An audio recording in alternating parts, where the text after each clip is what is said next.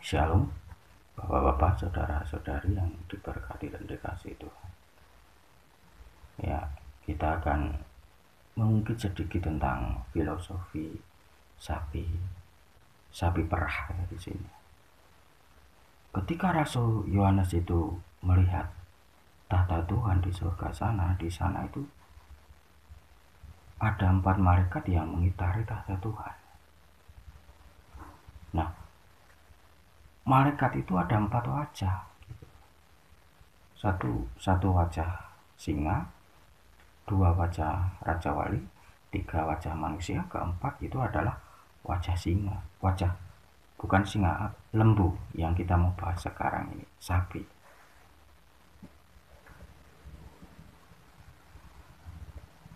Jadi wajah sapi ini ada di terdekat dengan tahta Tuhan.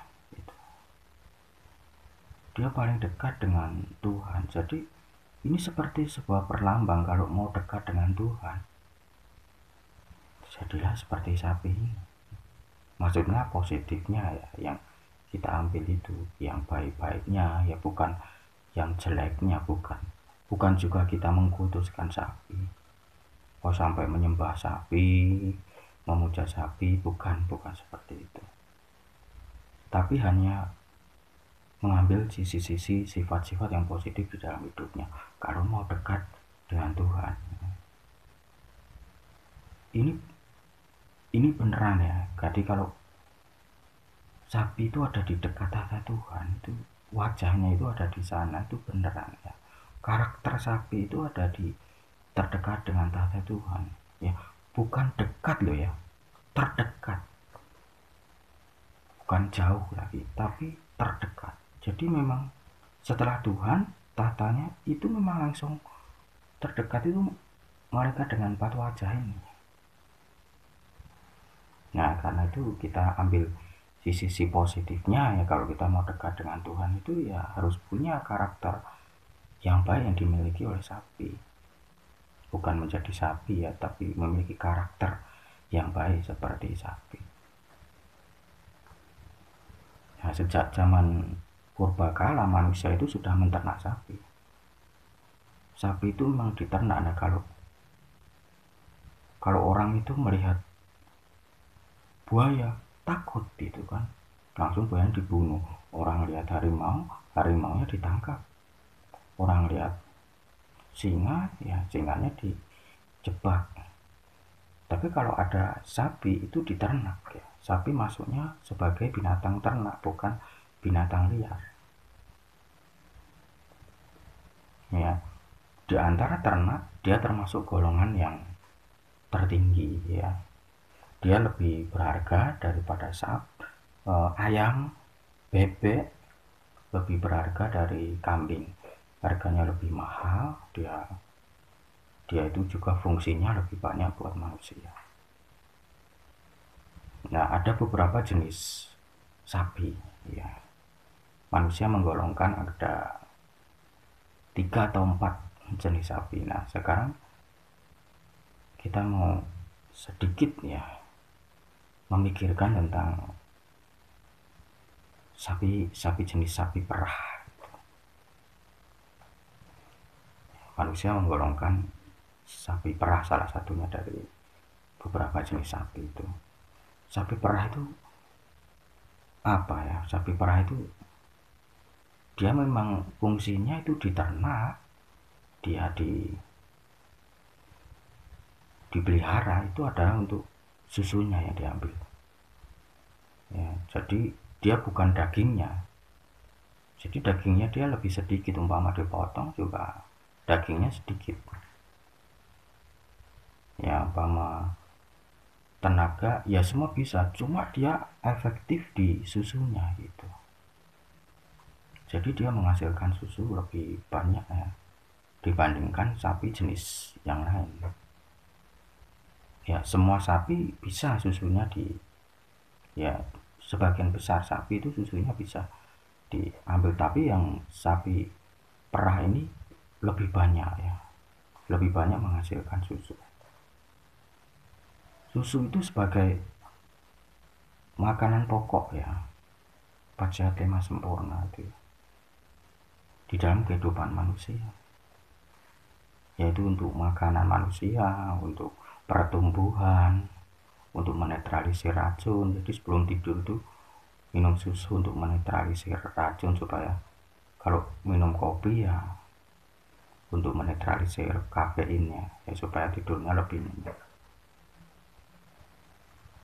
Manusia minum susu, apalagi di luar negeri itu memang susu ya sebagai makanan pokoknya, minuman pokoknya. Mereka di luar negeri orang ternak itu sampai satu peternak itu antara ratusan sampai ribuan.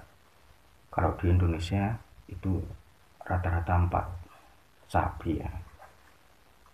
Bapak Ibu saudara-saudari yang diberkati dan yang dikasihi Tuhan, susu itu adalah lambang darah. Ya, susu itu darah sebetulnya. Ya, susu itu lambang kehidupannya dari sapi itu yang diambil. Itu darahnya sudah segalanya dari sapi itu yang diambil untuk jadi berkat bagi orang-orang. Nah, kalau manusia, apa yang paling berharga dari manusia? Bapak Ibu saudara-saudari yang diberkati dengan kasih Tuhan, yaitu adalah lambang keuangan. Kalau mau dekat dengan Tuhan, ya keuangan kita itu harus jadi berkat bagi Tuhan, jadi berkat bagi kerajaan Tuhan, jadi berkat bagi sesama. Ya, kekristenan, orang yang percaya Tuhan itu tidak ada mengajarkan kok harus pelit gitu. Juga tidak boleh kita menuduh orang pelit gitu ya, atau mengatai orang pelit itu, karena ada kan di kitab suci orang pelit itu tidak dapat masuk surga, berarti dia tidak masuk surga. Orang pelit di surga itu tidak ada orang pelit. Tuhan itu dermawan. Tuhan itu memberi kepada orang baik, orang jahat. Orang jahat saja Tuhan beri kehidupan tuh. Tuhan pelihara gitu. Itu orang jahat. Diberi siang, diberi malam, diberi hujan, diberi kemarau. Apalagi orang baik, orang yang mengasihi Tuhan. Lebih lagi Tuhan beri karunia, anugerah, kebaikan, kelancaran, berkat. Orang mengasihi Tuhan itu harus jadi berkat dari ekonominya. Itu kalau dekat dengan Tuhan, itu memang nomor satu. Ya memang orang bisa aja menentang ya, tidak harus terserah ya. Makanya di dalam firman Tuhan itu mengajarkan tuh memberikan persepuluhan. Ya, persepuluhan itu 1/10 dari penghasilan kita. Kalau bukan 1/11, 1/11 itu 1/11 dari penghasilan kita, atau 12% dari penghasilan kita. Bukan 1/10 saja. Kalau lebih dari itu namanya persembahan sukarela. Bapak Ibu saudara-saudari yang diberkati dan kasih Tuhan, memang ada orang yang nggak suka ya ajaran persepuluhan itu ya intinya apa, dia nggak mau memberi. Ya kalau orang yang mengasihi Tuhan harus memberi. Kalau tidak mau memberi, tidak diterima di surga. Tetapi bukan berarti kita memberi kepada semua orang, seenaknya memberi kepada semua orang. Tidak. Kita memberi berkat secara ekonomi itu hanya sesuai dengan tuntunan Tuhan, sesuai dengan ajaran atau insting yang berasal dari Tuhan. Kita nggak mungkin memberi kepada semua orang. Contohnya kita hanya memberikan 1/10 dan ditambah lagi sukarelanya 5%, jadi 15%. Nah, padahal ada orang yang mungkin mau kita beri ada 20. Ini berarti ada 5 yang nggak bisa kita beri. atau 1/10 untuk satu tempat, 5 untuk satu tempat. Itu hanya dua tempat yang kita bisa beribadah. Tadi 20, berarti ada 18 yang tidak. Tidak boleh memberi itu sembarangan. Sembarangan memberi kemana itu tidak boleh, karena uang kita itu adalah uang Tuhan, jadi harus dikelola sesuai dengan kehendak Tuhan, sesuai dengan tuntunan Tuhan. Tuhan memimpin memberinya kemana, Tuhan memimpin memberinya seberapa, minimal itu 10%, dan lebih dari itu ada persembahan sukarela. Kalau mau dekat dengan Tuhan ya harus seperti itu. Tapi kalau nggak mau memberi ya tidak apa-apa.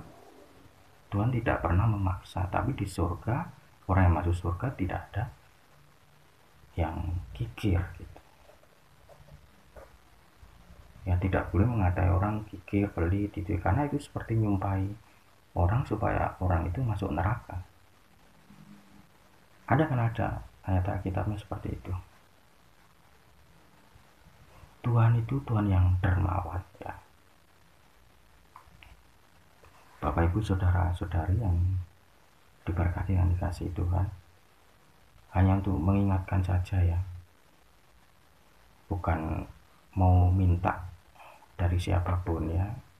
Saya tidak minta siapapun, ini hanya memang ajaran Tuhan seperti itu. Kalau mau dekat dengan Tuhan, berikan kepada orang yang kita dituntun gitu, Tuhan untuk memberikan itu ya. Harus ada uang mengalir keluar secara cuma-cuma. Kalau mau dekat dengan Tuhan, diterima dekat dengan Tuhan. Terima kasih, mari kita berdoa. Tuhan, terima kasih Tuhan, ini filosofi ringan sekali tuh. Kami ajaran yang sangat ringan mendasar ini, kami berdoa umat Tuhan menjadi seperti sapi perah Tuhan, berguna untuk Tuhan, berguna untuk sesama Tuhan, dengan penuh sukarela, bukan karena terpaksa Tuhan. Berkati umat-Mu, berkati orang yang mengasihi-Mu Tuhan. Di dalam nama Tuhan Yesus Kristus kami berdoa, mengucap syukur. Amin.